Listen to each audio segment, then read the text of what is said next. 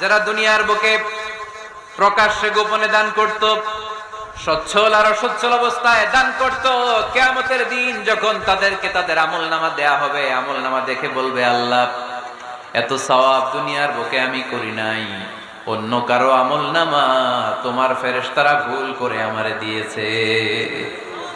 আল্লাহ এত আমলনামা তো আমি করি নাই, এত নেক কাজ কোত্থেকে আসলো, এটা আমার না, তোমার ফেরেশতারা ভুল করে আরেকজনেরটা গছাই দিছে আমার।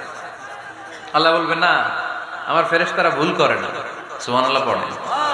ফেরেশতারা কখনো ভুল করতে পারে না, এটা তোমারই আমলনামা, আমার আমলনামা, আমি তো এত সওয়াব করে নাই। আল্লাহ বললেন, তুমি যে ওই আমার খুশির জন্য দান করেছো, ওই ছোট্ট দানটাকে আমি বড় করে তোমার আমলনামায় ঢুকাই দিছি। আরো আস্তে কোন সুবহানাল্লাহ।